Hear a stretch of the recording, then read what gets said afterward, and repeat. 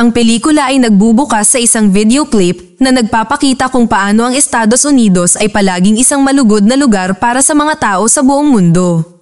Karamihan sa mga imigrante ay naging isang pangunahing bahagi ng manggagawa ng US, ang ilan ay naging mga cultural icon at superstar. Ngunit ang mga taong ito ay kailangan din bilang mga scapegoat kapag nagsimulang magbago ang mga bagay. Ang isa sa mga pangalawang henerasyong imigrante ay si Juan Pablo Valdez, isang batang Mexican-American na batang lalaki na tinawag sa kanyang pinaikling pangalan na JP. Nagtatrabaho siya bilang isang kusinero sa isang fast food chain na pinangalan ng Liberty Burgers at medyo masayahing tao.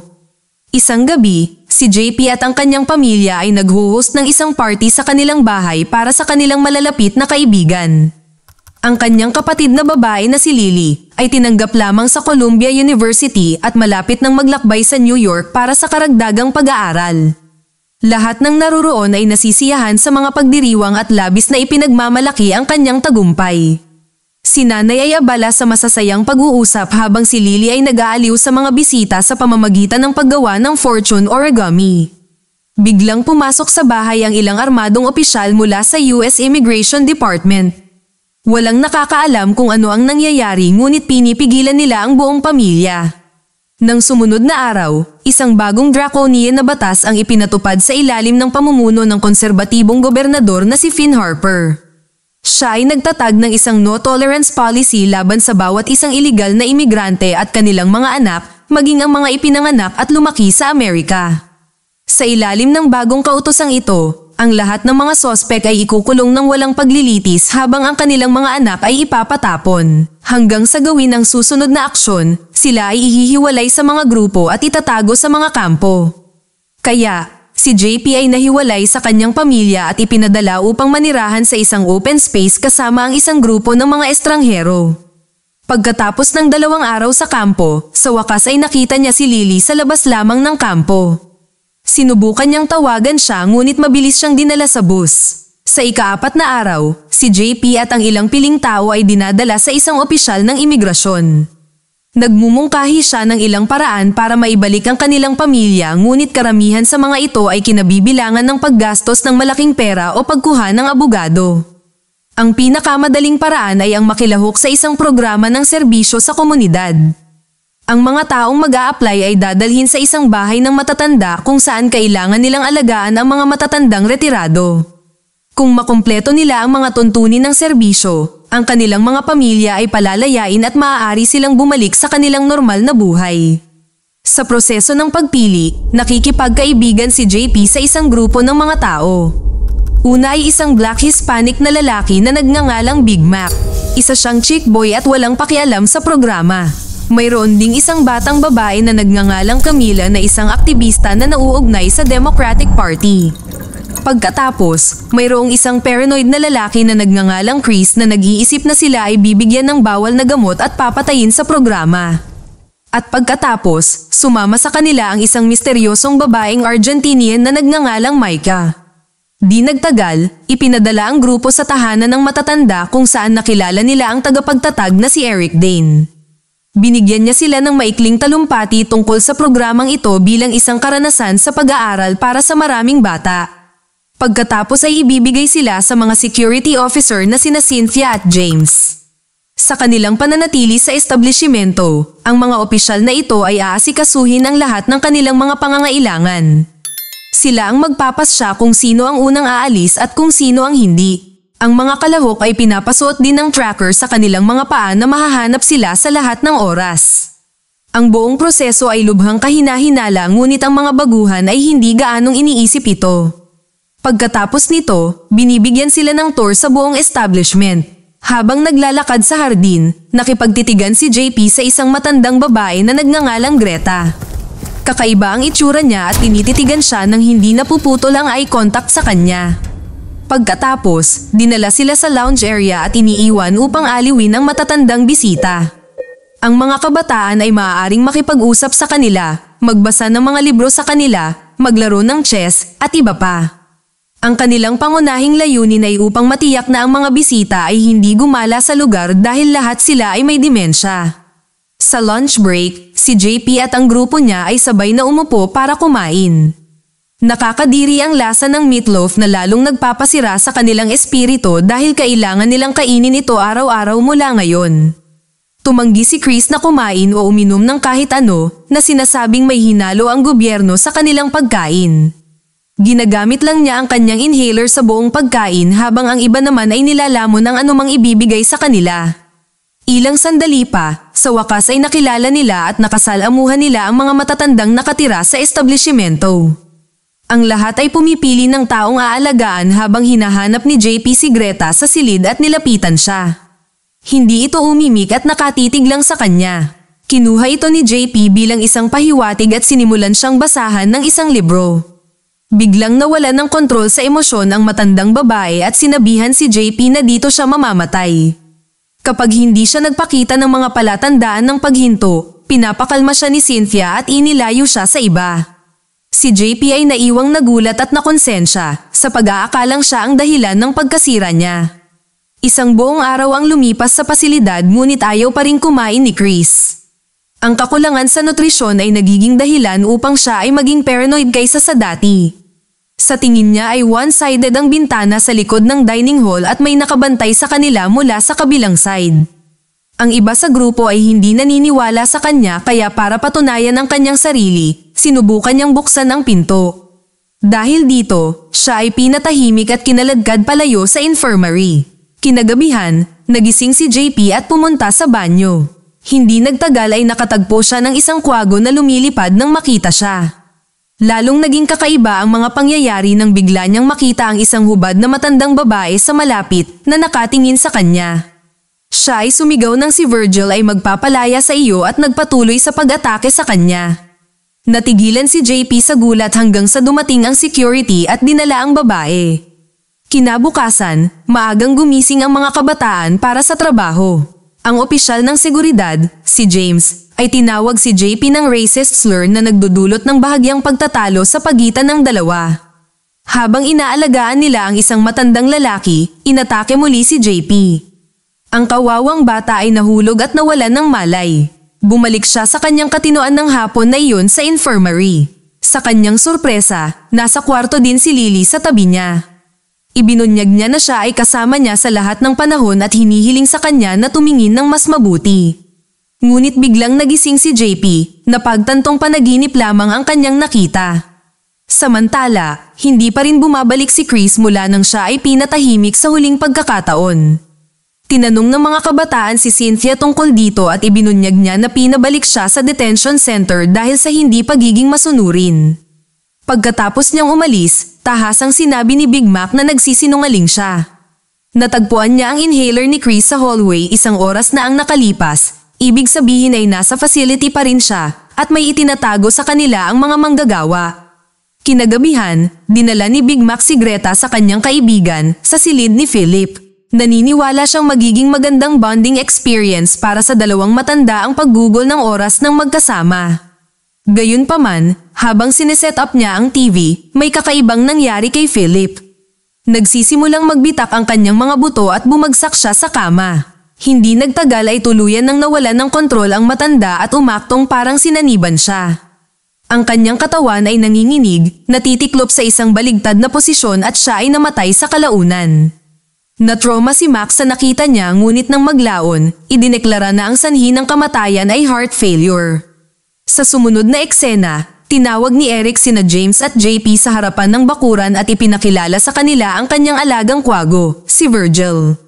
Ipinaalala nito kay JP ang unang gabing inatake siya ngunit hindi niya ito masyadong iniisip. Naniniwala si Eric na maaaring maging permanenteng empleyado si JP tulad ni James at gusto niyang manatili siyang malapit. Bagamat hindi payag ang binata na manatili rito ng tuluyan, nagpapanggap siyang interesado sa harap ng iba. Bago umalis, pinayakap ni Eric ang dalawang lalaki dahil alam niyang hindi sila magkasundo. Si JP ay obligado ngunit kinuha niya ang pagkakataong ito at nagnakaw ng isang grupo ng mga susi mula kay James. Nang gabing iyon, gumamit siya ng susi mula sa grupo upang i-unlock ang tracker sa kanyang mga paa. Pagkatapos ay pumunta siya sa kwarto ni Mac at nakita siyang nag-e-enjoy sa isang araw ng pangangalaga sa sarili na may mga face mask at musika. Tumanggi si Mac na lumabas kaya lumipat si JP sa kwarto ni Camila. Siya ay higit sa natutuwa kapag tinanggal nito ang kanyang tracker ngunit pagkatapos ay nasiyahan sa gabi ng kalayaan ng mag-isa. Sa bandang huli, ang tanging kaibigan na handang sumama kay JP ay si Micah. Nagnanakaw sila ng alak at nag-e-enjoy dito sa loob ng pool ng establishment. Halatang interesado si JP kay Micah at nahalata din niya ito. Halos 1 oras silang naglalandian bago naghalikan at lumipat sa kanyang kwarto. Kinaumagahan, nagising si JP sa kanyang silid at nakita niya ang isang matandang babae sa tabi niya sa kama. Siya ay nabigla ngunit sa lalong madaling panahon ay sinabi na siya ay umakyat sa kama ng random dahil sa demensya. Nang maglaon, nakipagkita si JP kay Mac at sinabi sa kanya ang tungkol sa mga pangyayari kagabi. Ngunit sa kalagitnaan ng kwento, natuklasan niya na hindi niya naaalala ang nangyari nang siya ay nahiga sa kama.